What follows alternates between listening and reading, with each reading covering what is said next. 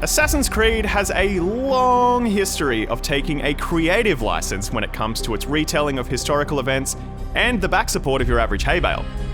And over the years, we've seen the story drift from its more real-world stabby-stabby antics to the way more fantastical and mythological. Assassin's Creed Valhalla's third and possibly final DLC, Dawn of Ragnarok, jumps headfirst into Viking myth, but doesn't quite land in the hay bale.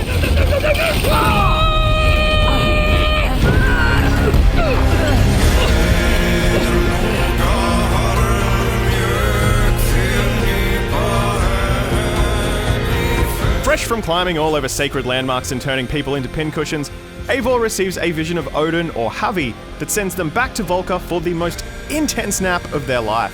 30 plus hours dreaming of Odin, trying to rescue his son Balder from the giant flaming hot Cheetos suitor. You came, as I knew you must. To be honest, the actual rescuing does feel like somewhat of an afterthought, as Havi is bouncing between encampments, playing matchmaker, twice you have now risked your life for love, testing gravity, testing patience, an eye for an eye will leave us all blind, and reminding people what their name is. I am Havi, called Wolfsbane, Raven God. I am Havi of Asgard. Havi of Asgard. If I find you have lied to the Lord of Asgard. But finding Balder is the driving motivation behind this massive campaign as you explore the land of Svartalheim, taking on invading Muspels, Jotun, local wildlife. You get the idea. There's a lot of things on the receiving end of Havi's boot. A very well-armoured boot.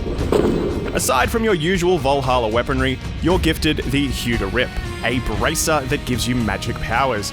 Remember when the craziest thing you could do in Assassin's Creed was just push through a crowd, and now we've got this, but I guess when in Svartalheim?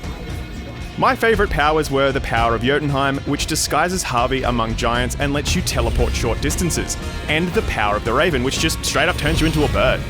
Nothing says GTFO like bamfing out those wings mid-flight and leaving your enemies in the dust.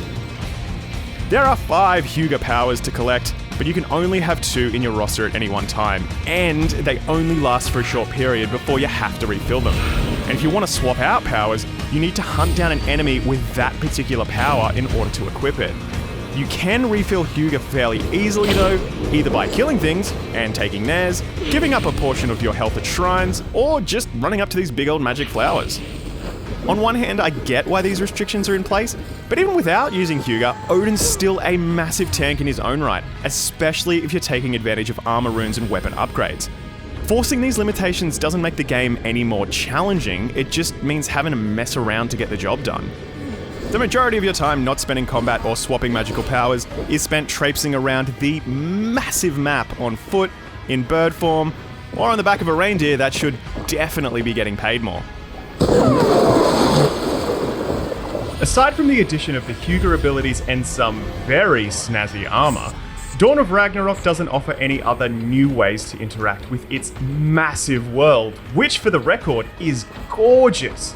From the rocky caves that house the dwarves to the golden-crusted mountains, the large stone statues and the gnarled, twisting branches of the World Tree on the horizon, Svartalheim is a fantasy world through and through, but it's less visually interesting than I remember Asgard or Jotunheim from Valhalla.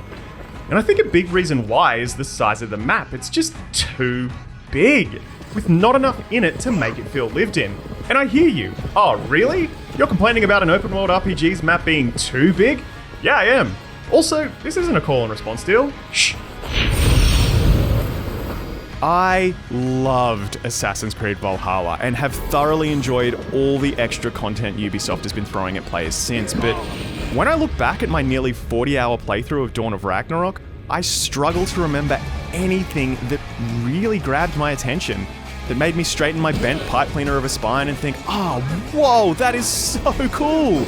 It's just more of the same stretched out to an unnecessary length, and if that's all you want, then sure, I think you'll walk away satisfied, but not full.